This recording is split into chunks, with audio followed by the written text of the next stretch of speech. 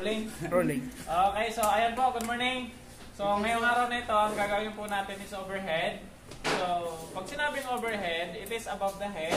Kahit na nakahiga ka, basta above the head, so overhead. Which is the head? Whether it is your small head or your big head. Anyway, so ayan, nakita nyo naman po, so nag-prepare ako ng isang medyo, ayan, mahigpit-higpit na PPEs. Kasi nga, syempre, aasahan natin dahil overhead yan, so may tapon po yan sa ulo natin.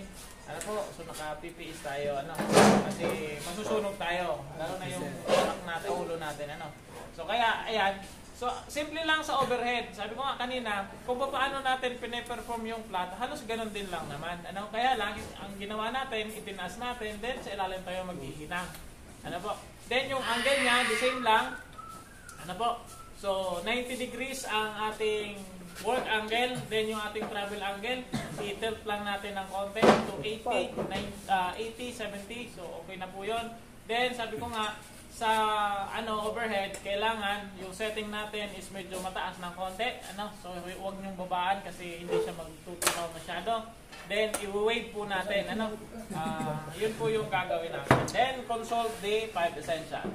So always 5 essential lagi. Okay, so itatry natin na i-overhead ito. So ang current setting natin is 108.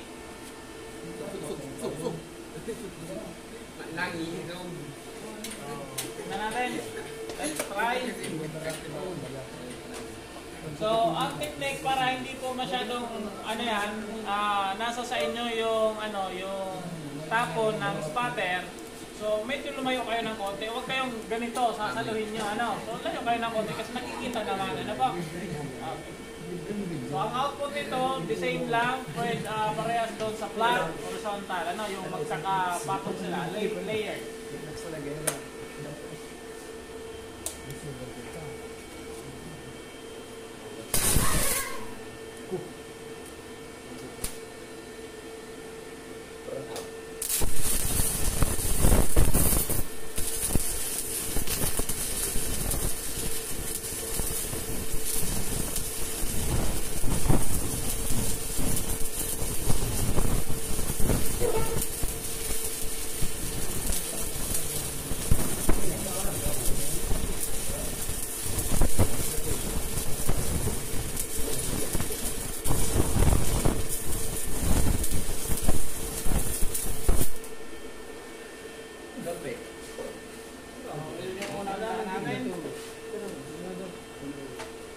Kung may deposits.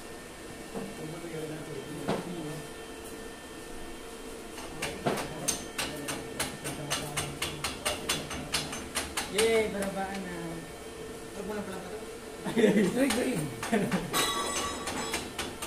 So ang email, laging ma-encounter natin ang problema niya is nagkakaroon siya ng arc flow doon sa pinakahuli niya.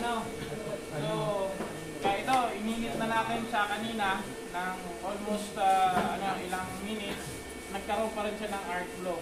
So, ang technique na gagawin natin is dapat may wave natin, may deposits natin ng konti, then saka natin tatanggalin.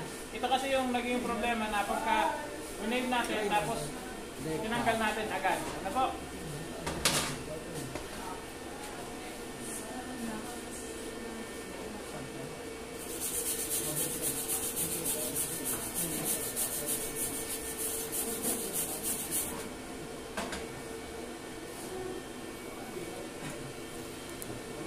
Maliit.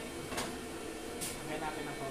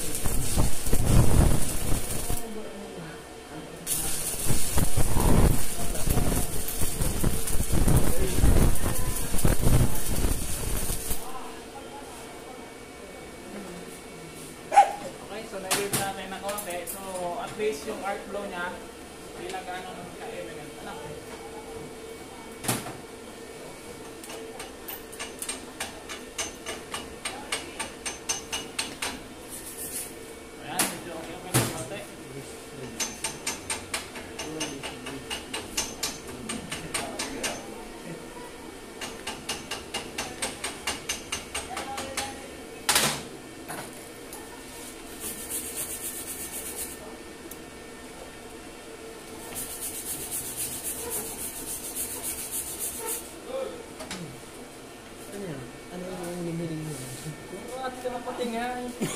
Positive ka talaga. Talaga na parang.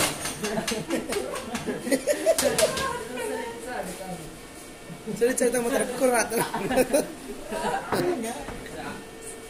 Kita ba? Isa. Next. So, ito. Huwag nyo hahayaan na ano ha, tatapon nyo yung mahaba. So, kailangan, ito pa yung magdugtong. Ano? Bisa kasi baga sir, pag dinudugtong, doon man nagkakasarala sa'yo. So, dapat, yun ang isang skill na kailangan nating matutunan na pagdudugtong.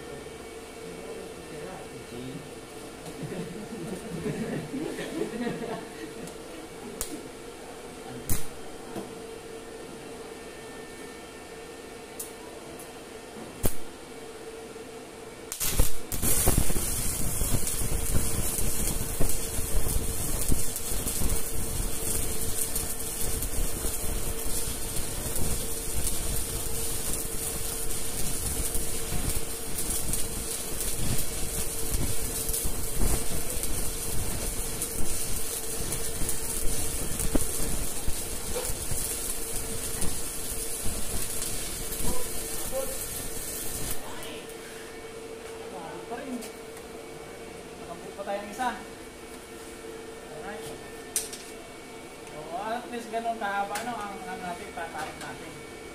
So, pagkatama yung current natin, minsan makikita natin na tumutulo. So, hindi yan sulit. Ano lang yan, slag lang yan. Pag kiniktik natin yan, so, yan. Slag lang naman yan.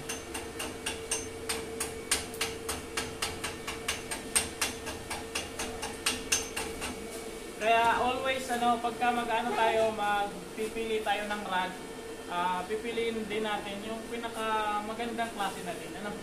Kasi una, pagkaluma na yung rod, tapos talagang kapag alam niyo yung quality ng rod is pangit. Although wala namang pangit sana, kaya lang, ito nga, katulad dito, ininit na natin yan ng ilang minutes.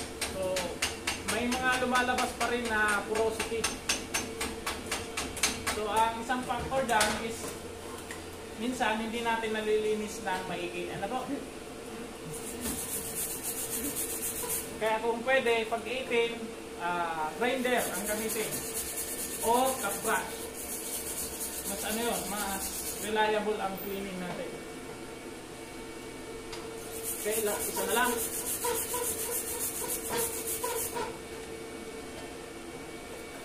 Hindi talaga naalis ang porosity Grinder.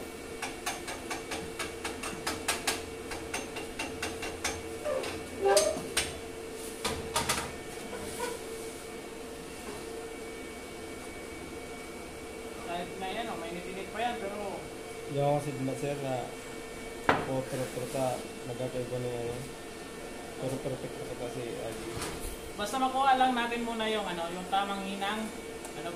So, okay na yan sir. Tapos linisan na lang natin magkano tayo ng cup brush. Breakfast tayo. Okay, last.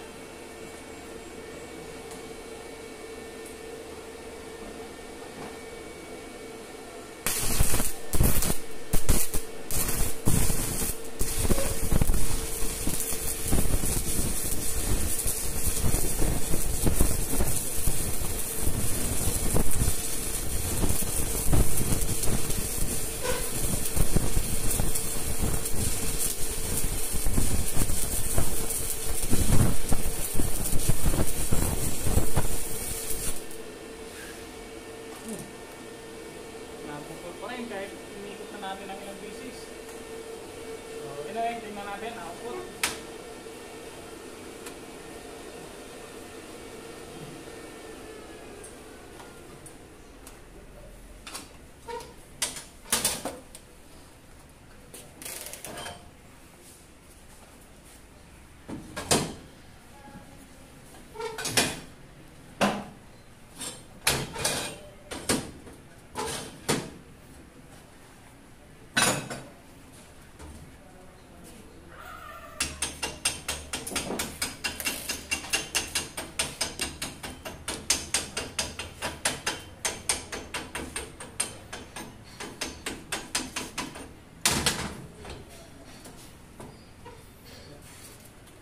overhead, tanggalan mo ng pang-sorting.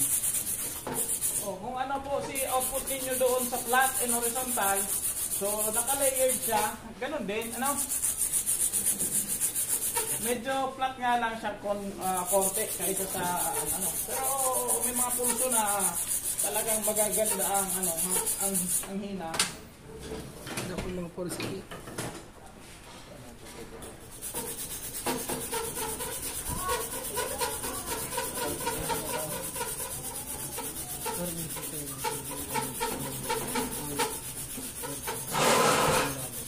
Okay. So, ayan. Mas makintab pa yan pagka ang ginamit natin ay cup brush. So, makikita ninyo yung output natin halos the same lang doon sa ano, horizontal ano. So, yan. And ang nagiging problema natin usually talaga sa overhead. Although ininit na natin ang ininit itong rod na ito. So, grabe pa rin yung porosity and kahit inikot na ng inikot natin, nagkakaroon pa rin siya ng ano, ng arc blow. So, ang technique na gagawin natin siguro is taasan natin ng konti yung ano, yung current pa para mawala ito, ano? Pero kung titingnan natin is almost okay naman na yung tunaw niya. Kaya lang siguro mga factor na nakakaapekto niyan is una is kung yan, nakikita niyo yan. Tingnan natin. Okay, so titingnan natin yan. Yan, may mga tira-tira, mga konti na yan. So napaka-importante na maalis yan. Kasi pag hindi yan naalis, pag 18 ang gamit natin, so nagkakaroon sila ng mga porosities. Ano po? Although sabihin natin na ang ganda naman ng pagkaka-layered natin, ang ganda ng pagkakahinang natin, but pag hindi malinis, so yan, lalabas at lalabas pa rin sila. Ano po? So bukod sa may factor na umuulan, nagkakaroon ng hamog, so yan, nagiging problema natin. Ano po? So yun po. So ayan guys, nakapagtapos na tayo ng ano, medyo talagang nagka-problema tayo sa ayan, porosities. So ang daming porosities. So usually sa radyan at saka sa ano, sa linis, minsan di talaga natin naiwasan yan, lalo na pag ang rad natin ay na-stuck na or nabasa, tapos ininit lang natin or pinatuyo. So meron at meron pa rin. Yun lang, basta ang ano lang natin na i-demo natin is yung tamang pagkaka-layered niya, tamang pagkaka-overlap, and yung setting, ano, yung 5 essential nandoon. So goods po tayo doon. So yan, thank you.